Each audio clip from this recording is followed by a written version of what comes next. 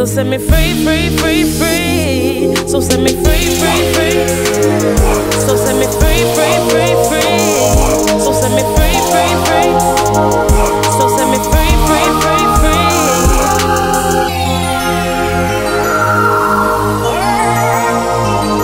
So set me free, free, free, free. So set me free, free, free, free. So set me free, free, free, free. So set me free, free, free, free. So set me free, free, free, free.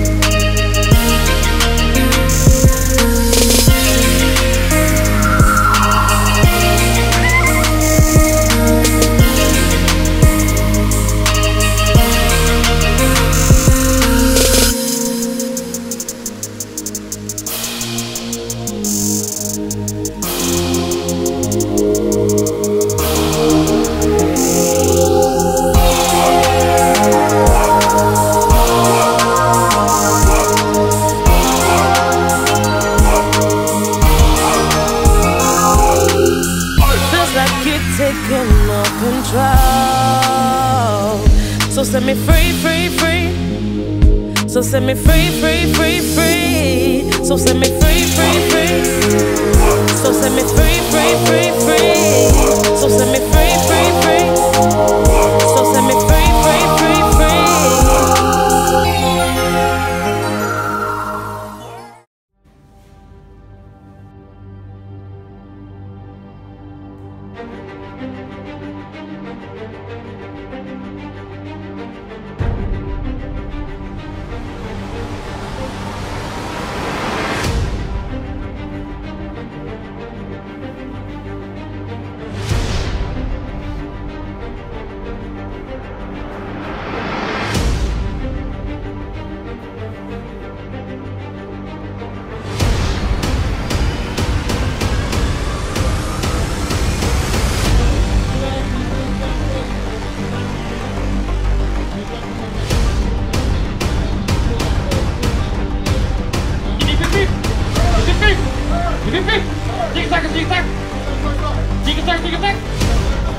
Voilà. On vous applaudit encore bien. Voilà. Derrière le rideau, pour pas trop gêner la compétition.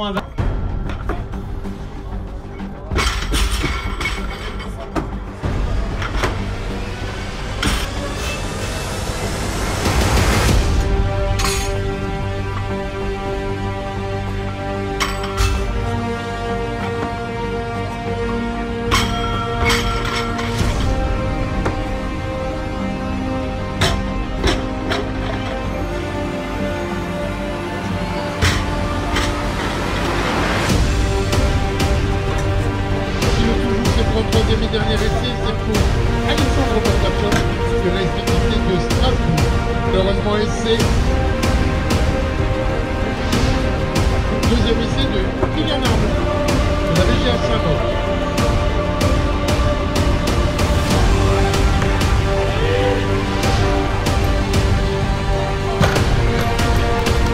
Renversé bon pour Sergio.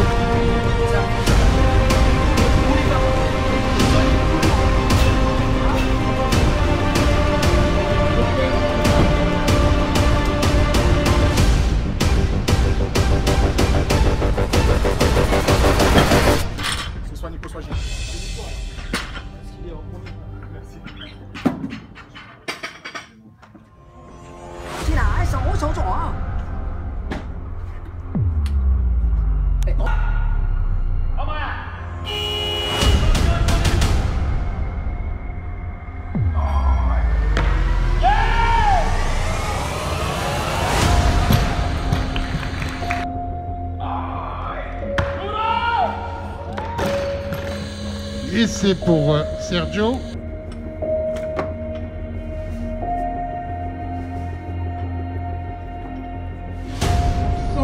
171 kilos.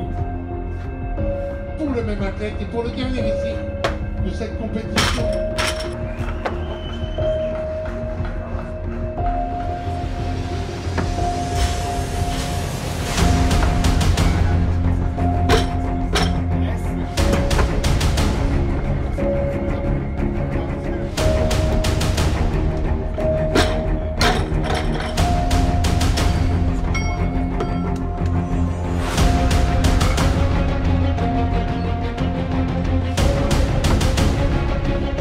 Allez, reprise de la compétition. Sur les chargeurs, on a 17 kg. Ce sera pour le...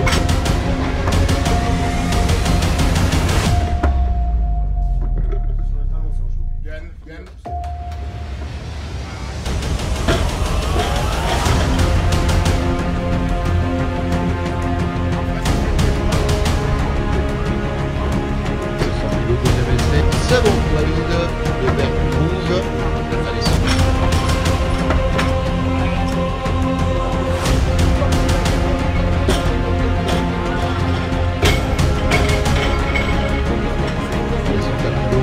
Troisième et dernier essai pour David.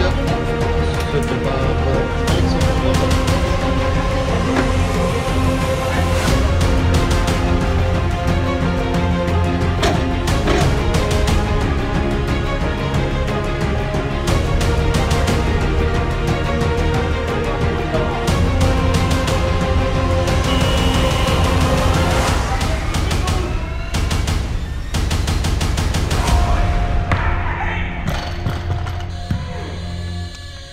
Et c'est pour Sergio.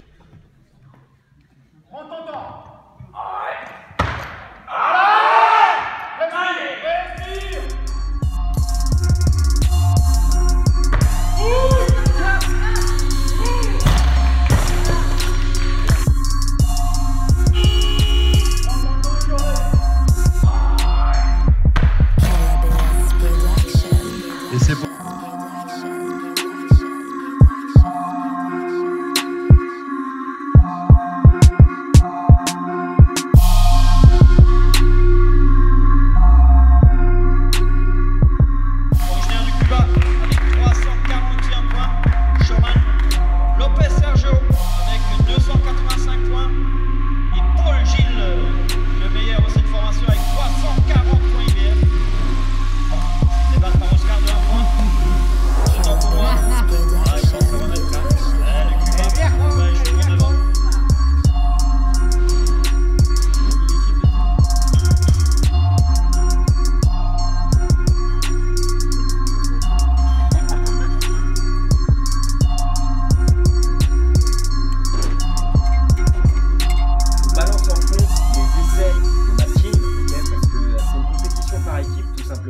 Ce sont les championnats de France par équipe, tout simplement, des clubs. Donc on est en N1.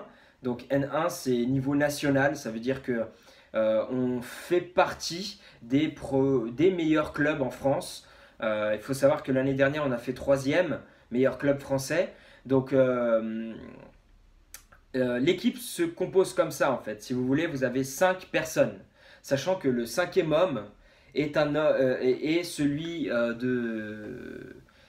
Comment expliquer? Est un homme de réserve, si vous voulez. Au cas où un des 4 autres hommes lui arrive quelque chose, bah, il y a un 5e pour gérer le truc. Donc là, en fait, il y avait tout simplement Oscar, Gilles, Nicolas, Antonin, moi. Il faut savoir que dans l'ordre niveau, j'étais 3e, ok. Ensuite, le premier, Gilles, il est niveau national, il est junior, il est super fort, niveau national. Ensuite, Oscar, je crois qu'il est niveau aussi national. Et moi, bah, du coup, je suis niveau presque fédéral. Et Nicolas, je sais pas, et Antonin, je sais pas non plus. Donc en fait, ce sont des gars de ma team, haltéro. Eux, par contre, ils font que de l'haltérophilie. Et c'est tout. Ils s'en foutent de bodybuilding, muscu, enfin voilà. Donc, on s'est bien battu, on a fait un bon truc. Il faut savoir qu'on s'est battu contre l'équipe de Saint-Maur, donc c'est l'équivalent du PSG si vous voulez dans le game.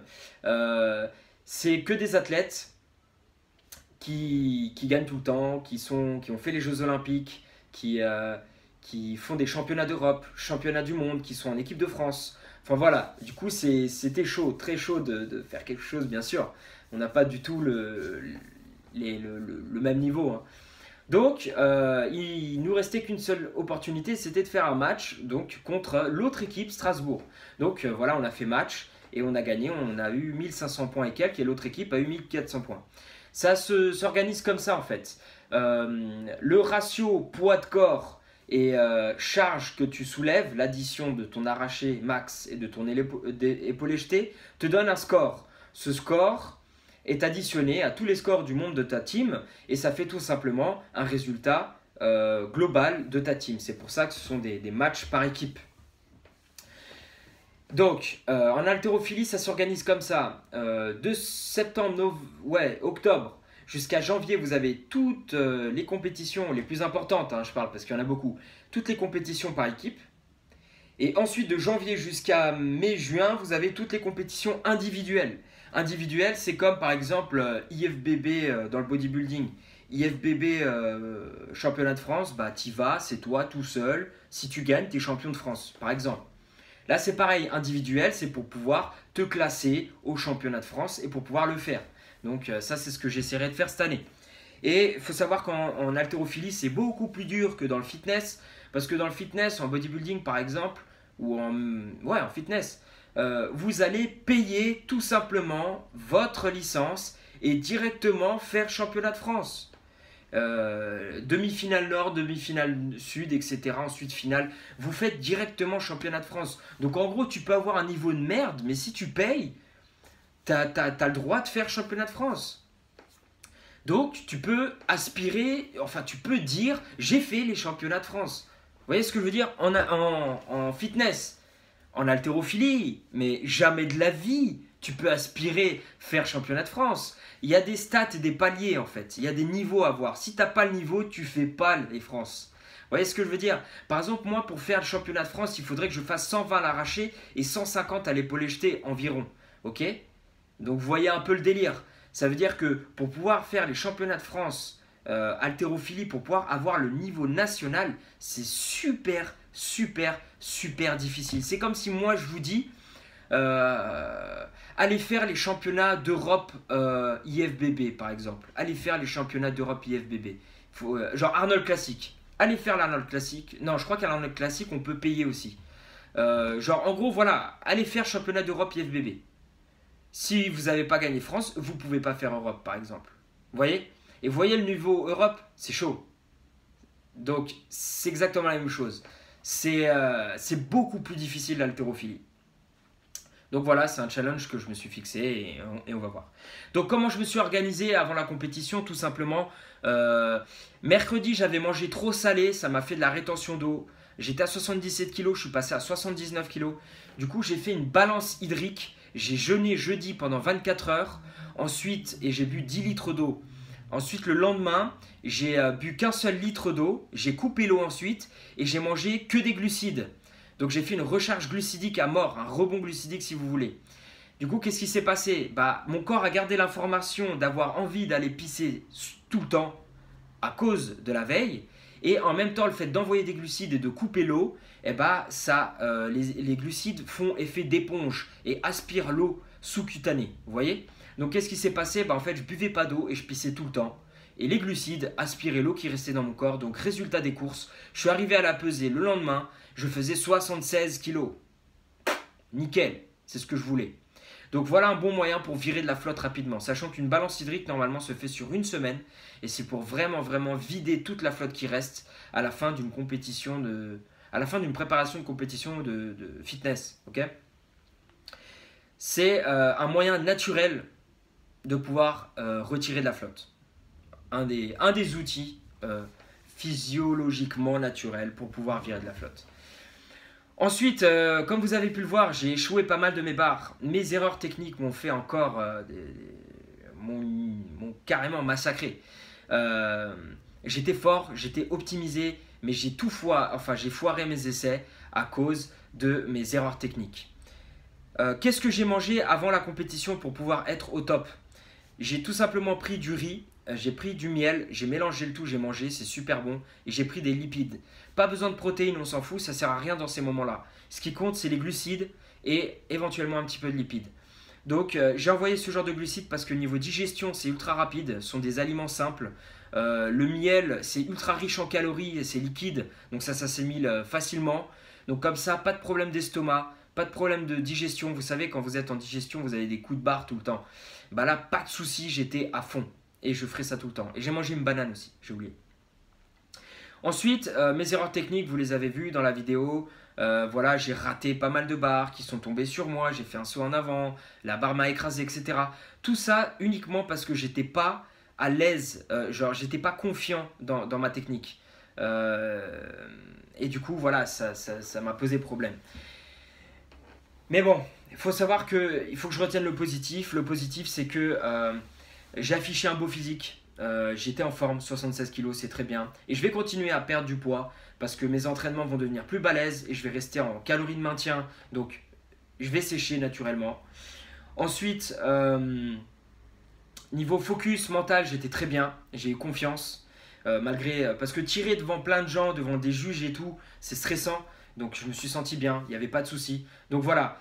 Dans un mois et demi, c'est le prochain tour, là, donc la prochaine compétition le 4 novembre. Elle se déroulera à Neuilly. Donc éventuellement, si vous voulez venir voir SLF soulever des barres, je vous invite, je ferai un petit truc, on verra. Je vous inviterai à venir, etc. Et puis voilà, j'espère que cette vidéo vous a plu. Je vous ai fait un bref petit résumé des compétitions d'haltéro, comment je me suis organisé avant ma compète. Et puis voilà. Je vous dis rendez-vous à la semaine prochaine. Force, esthétique, born to lift.